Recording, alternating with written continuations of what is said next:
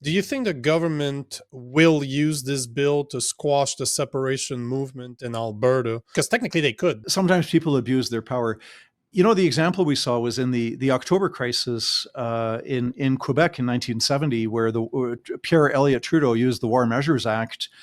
It was basically a crackdown on the Quebec separatist movement, and they arrested hundreds of people who had no connection to terrorist activities, but they were peacefully active in Quebec separatism, and they were arrested and locked up in jail. He didn't need to use the War Measures Act. He could have sent soldiers into the streets of Montreal without using the War Measures Act, but it was a power play. Pierre Elliott Trudeau hated the Quebec separatist movement so much that he would abuse the state power. There's a lot of bleeding hearts around who just don't like to see people with helmets and guns. All I can say is go on and bleed, but it's more important to keep law and order in this society than to be worried about weak-kneed people who don't like the looks of a soldier. At any cost? At any cost? How far would you go with that? How far would you extend that? Well, just watch me. He took advantage of the crisis. Pierre Laporte had been a cabinet minister, had been kidnapped and was later murdered. And then there was James Cross, a British official, was kidnapped. And he used the crisis to use state power to really, for political purposes, to crack down on legitimate political activity. His political opponents. You know, I don't want to speculate about what might happen, but I would certainly say that it's within the realm of the possible that people would abuse their authority to, you know, take illegal actions against Alberta separatists or any other political opponents.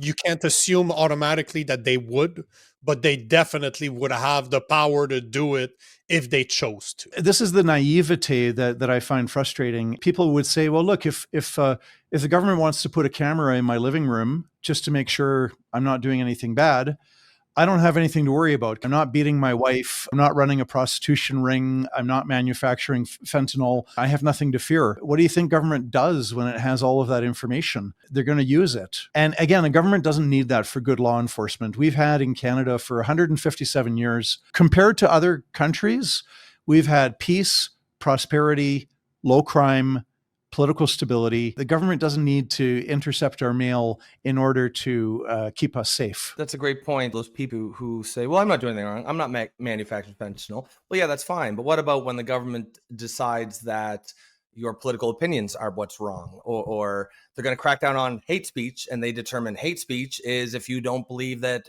men can give birth, or you think that women can't have a penis, so it's a very slippery slope when we get down here. Your analogy with the FLQ crisis was great because, of course, the kidnapping of cabinet minister there is a criminal act, and it was committed by people who were associated with a political movement. But that does not mean the political movement itself was fundamentally illegitimate, and that is absolutely the way that they cracked down on it. So I think we do need to be aware of history here. Freedom truckers. No. We don't have to look back that far to see that they will take advantage of it. It was like a third world regime. The government used violence. You had the police with batons coming out there. A lady trampled and injured with a horse walking over her.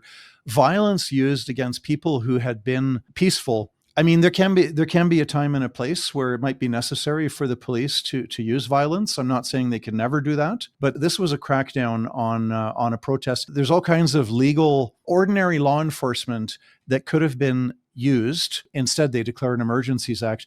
The Justice Centre was involved in that court case where the judge ruled that the federal government acted illegally when using the Emergencies Act. The government used a sledgehammer when they could have used a scalpel, which is essentially one of the bigger fears of people who are involved in civil rights battles.